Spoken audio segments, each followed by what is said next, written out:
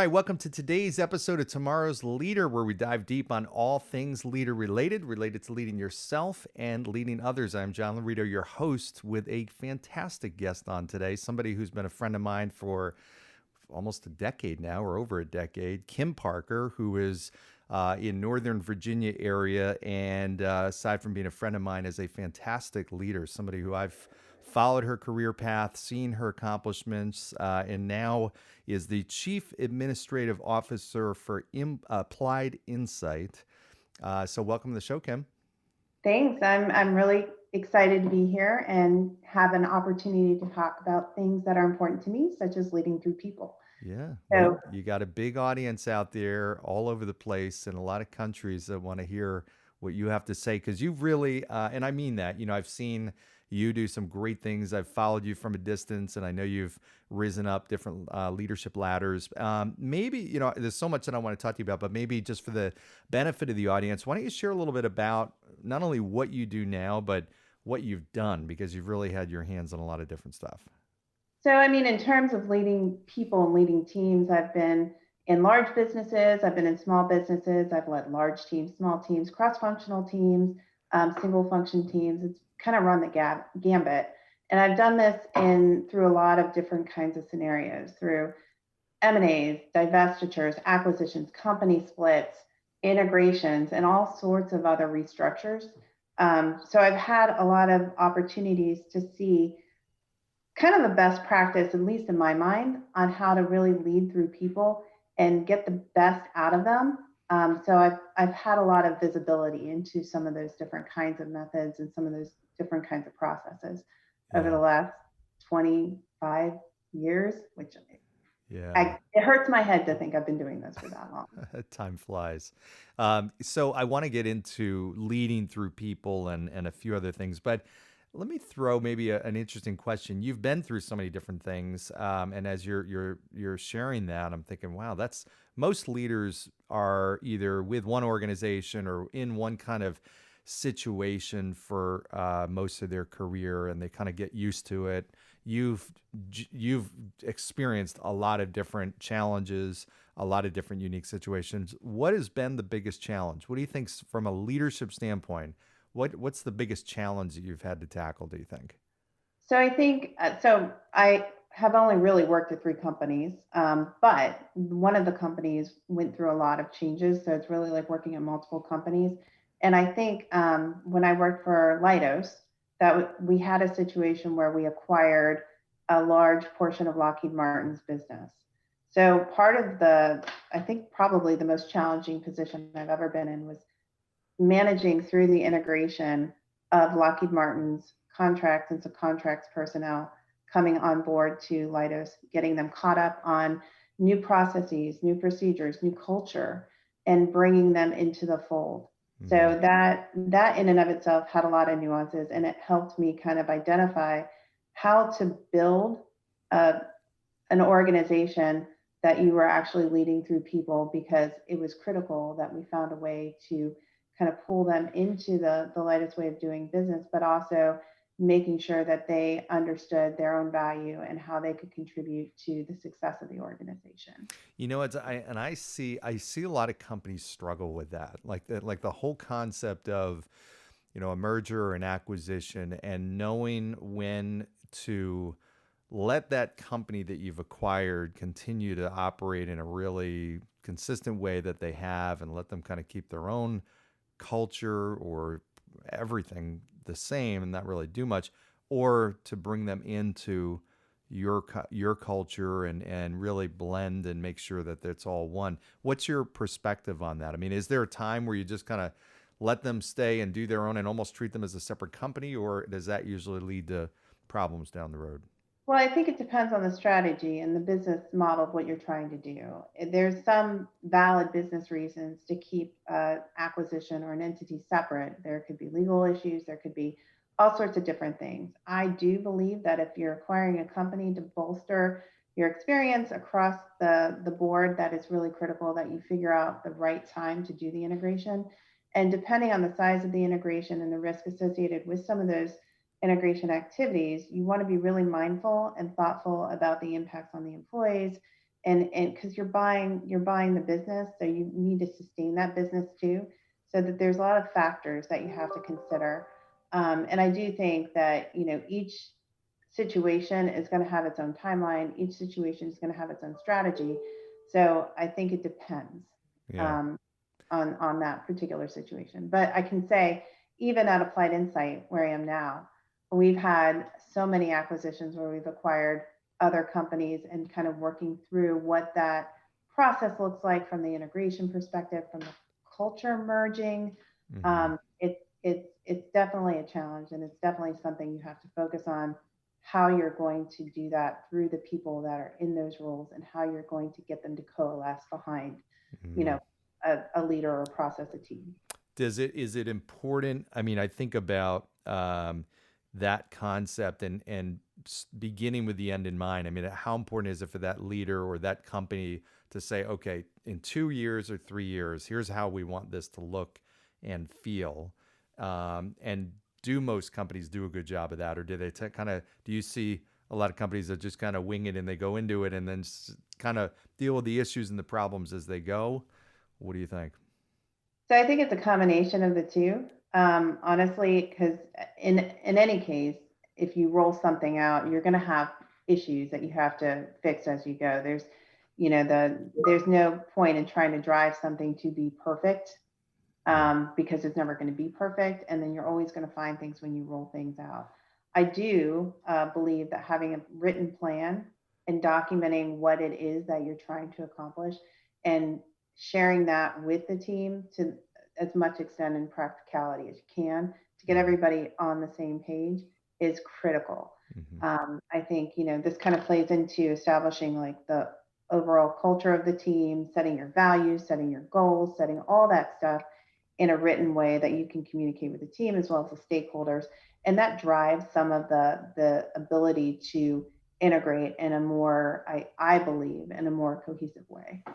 That brings up a great question. You talk about culture, and I'm a big believer, and my guess is you're too, that results follow the culture. You start, Yes. it's not the opposite. It's not like you get results and all of a sudden you've got a great culture. But I see a lot of leaders that struggle with that. They might be pretty self-aware and say, you know what, yeah, the culture of my organization is not what I want it to be, but they don't know how to create the culture, get it going in the right direction. Share a little bit about that. What's your perspective? How have you done that? And and you've built some great cultures. I know that with your teams. Where does that start, and how do you do it?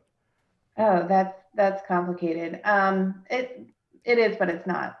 So again, I believe in writing things down. So I always start with an overall vision for the organization, and then we define what the mission is.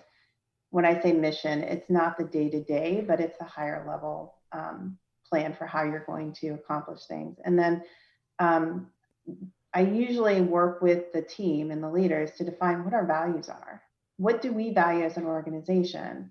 And what are the things that are important to us? So in my current organization, we value collaboration at a really, really high level. We value trust between ourselves, but like upwards, downwards, right to left, diagonally, however, within our organization.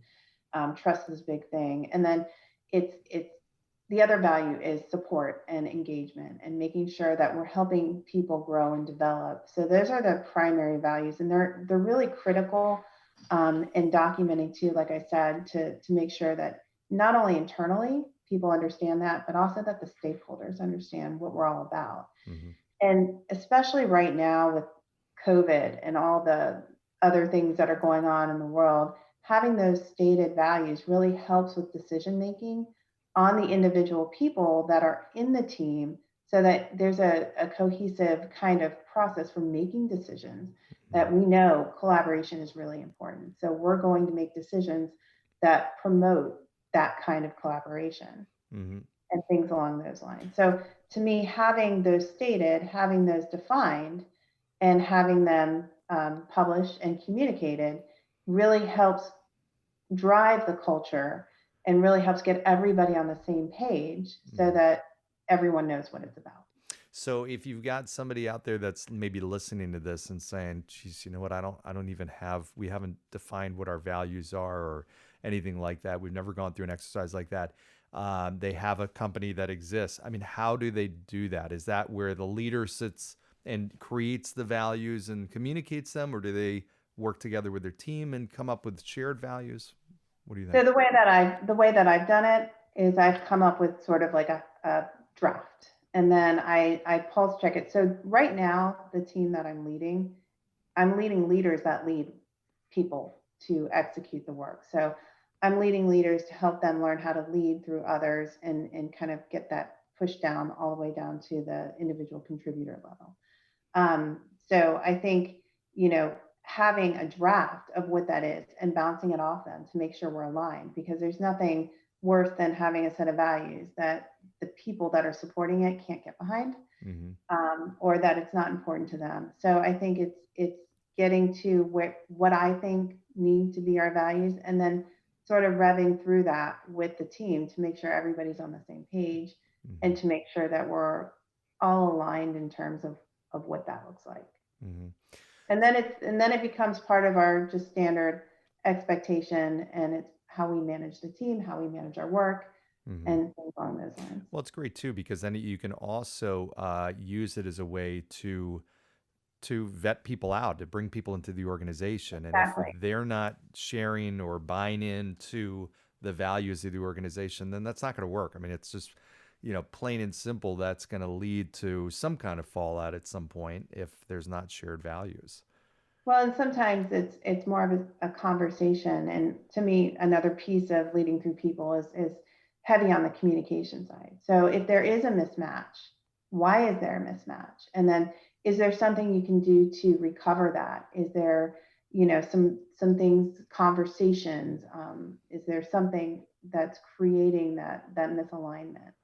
Hmm. Um, so I think, leading those conversations and identifying those is really critical too. Yeah.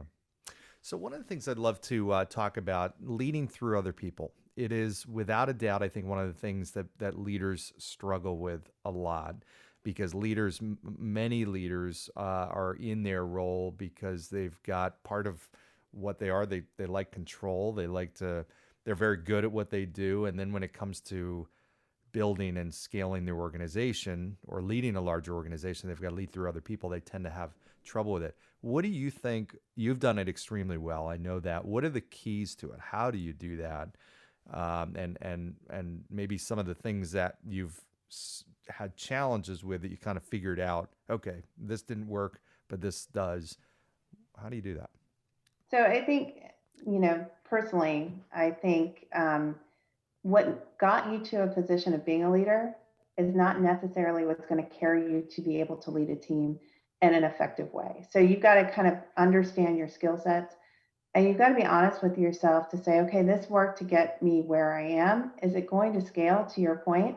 And then you've got to kind of take a step back and then realize that, like, for me personally, I tended to be very high on execution. I would drive things to results. I would take everything on myself, and I would kind of ram things through.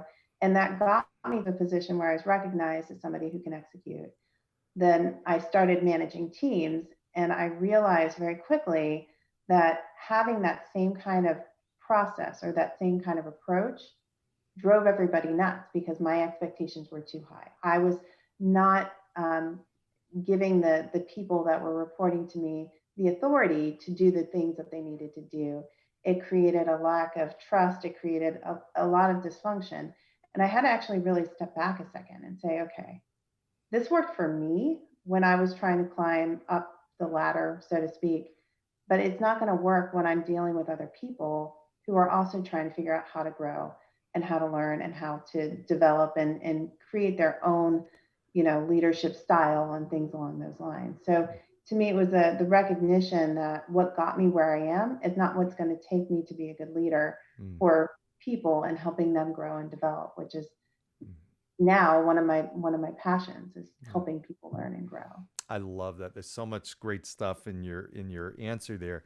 So and it brings to mind a lot of things. I mean, I remember being an officer of a company, a large company, and at a period of time, and I had very little decision making ability. I very little ability to really lead. It was more almost executing other people's decisions and orders, so to speak. And it was very it was a letdown in reality, and it was not fulfilling. I see a lot of people do that. They struggle because they had success. They now have other people working for them and they're trying to develop them, but they're so insistent on either them doing it the same way that they themselves did it. They're not given enough latitude and flexibility and autonomy, and not empowering that person. So how do you, what's the because I think a lot of leaders struggle with that because they have such a fixation on it being done right, or the way, and they define that by the way they've done it before. How does somebody cope with that as a leader? How do they get to the point where they can let go a little bit, and you know So to me, this comes down to trust. So to me, trust is the currency of leading through people, right? So it comes down to accountability. So I'm a big accountability junkie. But to me, accountability is not just saying, this is your task, go do it. If you fail, you're in trouble. It's the accountability of a person to have an assignment or whatever their mission is, but to make sure you as a leader are identifying what they need in order to be accomplished, whether it's resources, authority, you name it, giving them the things that they need to be accountable for it. And then having that trust to have accountability the other way, so that if they feel that something is not reasonable, that they're comfortable and that they trust that they can bring that to you. And you can say, okay, I agree or I disagree. Here's why I disagree. Or you have a dialogue. And to me, that's, it's a combination of accountability and trust. You have a responsibility to be accountable to get them the things that they need. They mhm. also have to have the same kind of accountability back in terms of making sure that there's a communication thread or discussion if they don't have what they need, because a Yeah. leader is not always going to be able to see, especially if you're over multiple teams, multiple functions. You're not going to know all the nuances to how to do everything. So Mhm. having that communication thread that allows for upward conversations and downward conversations in an honest and true way is really going to help incentivize people to do it, or to be accountable for the things that you're asking them to do. But Mhm. to that point, you also have to let go a little bit. So let me ask you this: how do you know if you have let go too much and you've given somebody too much autonomy and flexibility? So to me, this kind of goes into the engagement piece of leadership. I have a standing weekly meeting with all my direct reports. And one of the first questions I ask them is, what do you need from me? So it's not a day-to-day status, but in those conversations, you can kind of see how they're progressing and if they need additional support, if they need additional things. And usually by having those tag ups on a consistent basis, it's not a check-in on status on, are you meeting these requirements, but it's, do you need anything from me? Or I understand that you may be having some issues here. What can I do to help you get through that? And if, the answer is something like, I have this going on in my personal life, or I have this challenge or that, it gives you more insight to what's really happening, and you can address it in different ways. So Mhm. it's having that dialogue. And again, I think this also plays into that trust piece. Yeah, that makes sense. Where is the, I think about leaders sometimes that, and you've heard the term skip level leadership, where, you kind of, you take you go two levels down or two levels up, whatnot. When is it appropriate for a leader who may have a leader underneath him or her to go down another layer and work with, or lead some of his or her people? What situations does that make sense, do you think? So I think that's kind of a difficult one to answer, because I think each situation is going to be different. You never want to just, if you have to step in and lead their team because they're not performing, then that's a performance issue, and you need to kind of work through. either figuring out if that person's not aligned to the right position, or if they don't have the interest, or if there's a mismatch in values, or whatever the reason is that that person's not leading. Hmm. So I think, if somebody is not effectively leading, you got to figure out, do you replace that person? Is it a coachable thing? Hmm. So to answer your question, at what point do you do that? I think it depends on the what they're in charge of and how they're progressing towards the goals or the milestones of the things that they're trying to get done. Yeah, it makes sense. So it's difficult to say this Yeah. is when you do it, but it's sort of an intangible thing. Well, it's interesting. And the other side of that, I remember leading managers, and their people would come to me, let's say on occasion, for certain things and ask me questions. And I remember a period of time where I felt like, hey, I want to be accessible. I want to make sure that people feel I'm approachable and that they can come to me for anything, and open door philosophy. But the downside to that is they came to me for things that they should have come to their manager. So by answering their questions and by handling the things that they were bringing to me, I was taking my manager out of the equation, and I was removing power that they had, and I didn't even realize it until someone else brought it to my attention, and I realized, you know what, that is true. I need to very carefully balance the line. I don't want to shut somebody down who comes to me and make it seem like I'm totally not approachable, but I need to position the leader. So I would then go and say, well, did you ask, Matt, or did you ask Liz? And no, no, they hadn't. Well, why don't you talk to them first? I trust their opinion. Whatever decision they're going to make, it's up to them. And there's so much power that gives that manager and that leader, and it helps build their influence and credibility as well. And it also shows that it also enhances the trust factor between you and that manager as well, Big time. because they know for a fact that you've got their back and you're going to allow them. That's also part of the accountability piece too. Hmm. Um, so I think it's really important to, not trump your leadership team, but being accessible if there's an issue. So if there's something that's ethics, or something that's going to be a big risk for the company, then we have processes for those kinds of things to be brought to the attention. But I do think that it's important, on a periodic basis, if you are feeling that something isn't right, to do those kinds of skip interviews, Hmm. um, because you're not always going to get all the information from the daily tag apps, especially if there's some challenges or problems. Yeah. Um, so I do think that there's a time and a place for those kinds of things. Absolutely. I know every great leader has been led by other great leaders, and they've had people that have influenced them and maybe how they do things or how they think about things. Have you had leaders that have really made a big impact in who you are and how you lead? So many, so many. And I read a lot too. I mean, like, the whole concept of leadership is important to me and something that's really interesting to me. But I have had some of the most amazing mentors and leaders, and some people who don't even really realize how big of an impact they were on my career and the way that I think through things.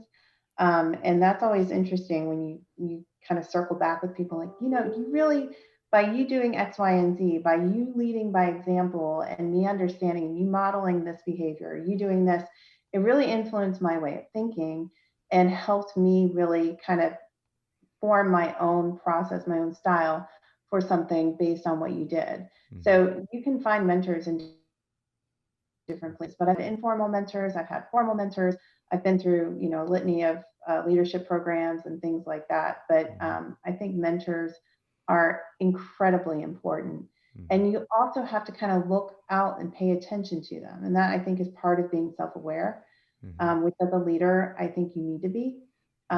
Because again, it also ties into what you did in the past is not going to get you to be a great leader. So you have to really kind of be self aware and honest with yourself Hmm. about some of those things. So Yeah. keeping an open mind, keeping your eyes open, and paying attention, and finding the people that you respect and admire and that are modeling things that you really look up Hmm. to, is really important. And I also think it's important that, the higher up you go, sometimes you realize, number one, that the situations or the issues that you're dealing with are more complex, and you have less and less people that you can talk to and seek advice within that organization.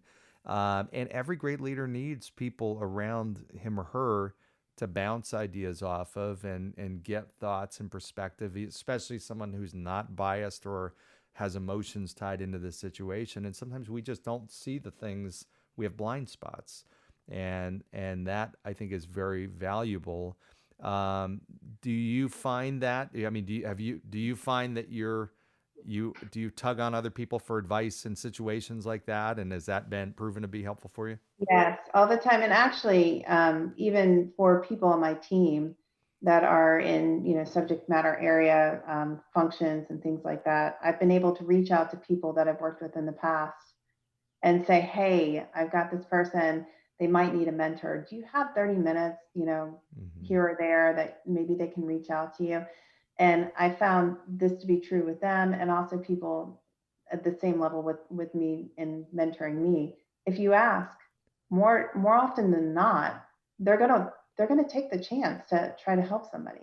I Yeah. think as most humans want to help people in general. And if they're identified as somebody who can be helpful, they're going to want to help for the Yeah. most part. So it never hurts to ask.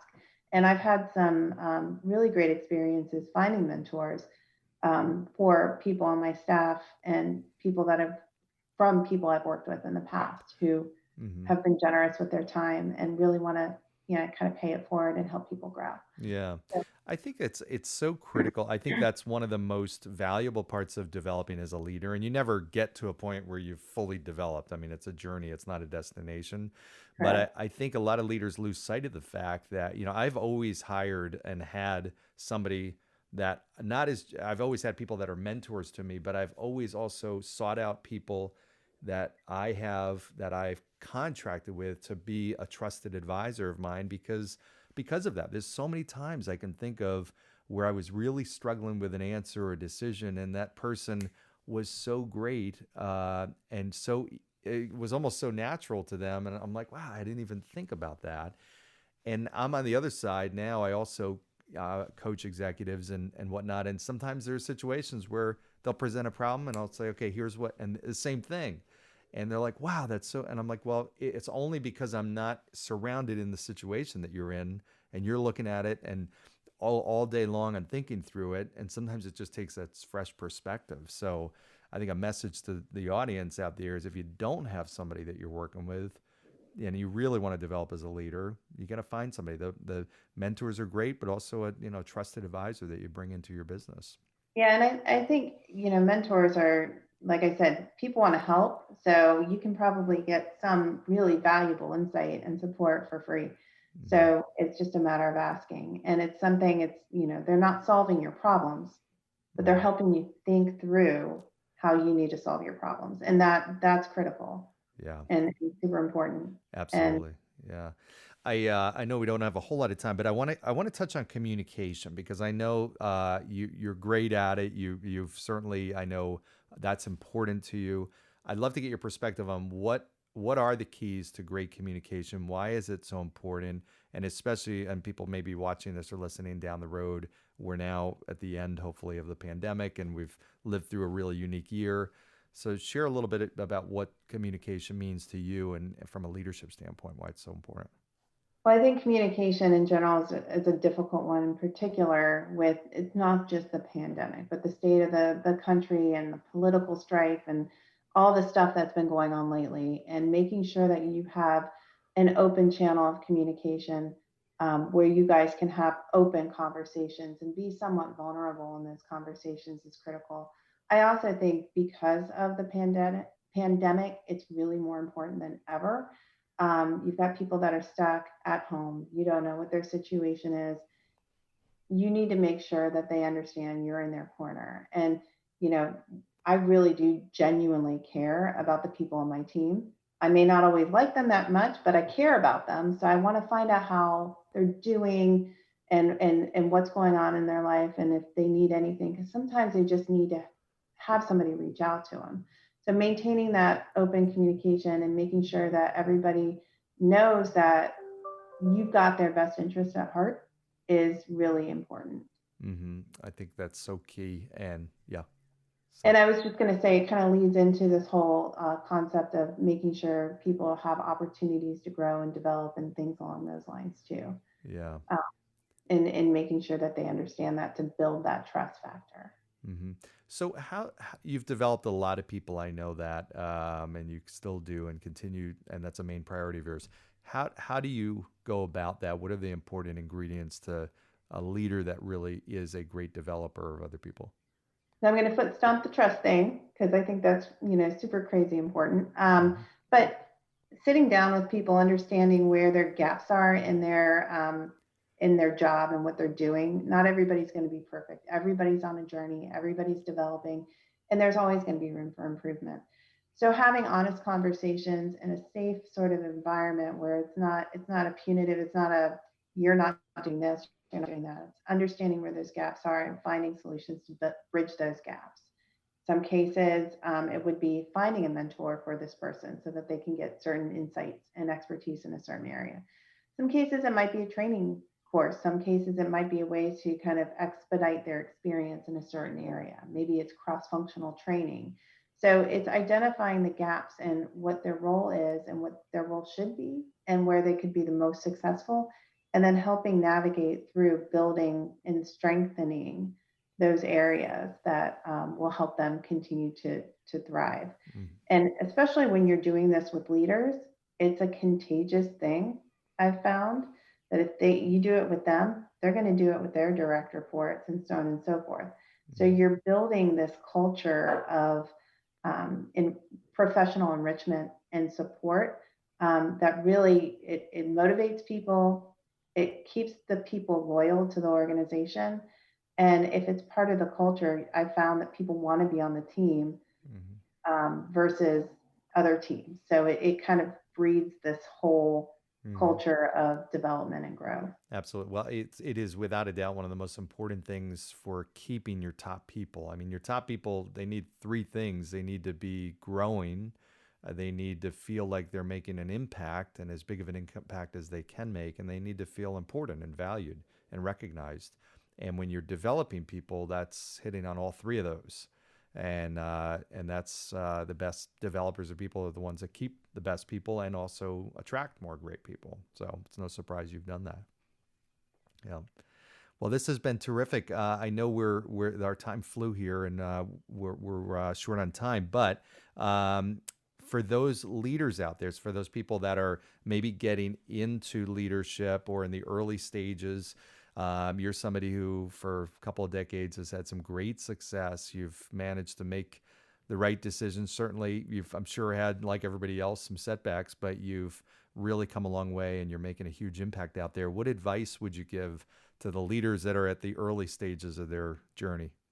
So I think, and I've mentioned this before, recognize that what got you to the place that you are is not going to necessarily carry you in terms of leading teams. So make sure you're open to being very introspective about those kinds of things, making sure you're authentic, um, making sure that what you say matches to what you do, because that is a baseline for building trust, and making sure you're really interested in helping the people that work for you continue to grow, because that's Mhm. going to really cement that whole trust block. Yeah, excellent. Great words to end on. That's dynamite advice. I am grateful for you joining us today. This has been a lot of fun talking with you. Yeah, Yeah. I enjoy it, and thank you very much for giving me the opportunity to share some of my experiences. It's been fantastic. Absolutely. Well, I know there's a lot of people out there that are walking away with some great nuggets and values. So appreciate it. Thank you, everybody, for joining today. We've been here with Kim Parker, who's Chief Administrative Officer for Applied Insight. Very successful leader. I'm sure, like me, you've got a lot of takeaways from this conversation. And please make sure you subscribe, give the thumbs up, some comments, share this, go down below, give a 5-star review, of course. As always, greatly appreciated. And I'm always interested in your ideas and thoughts for topics as well as future guests for this show. Appreciate you joining today. Kim, thanks again. Very much appreciated. Thank you. All right. Have a good one, everybody. Take care.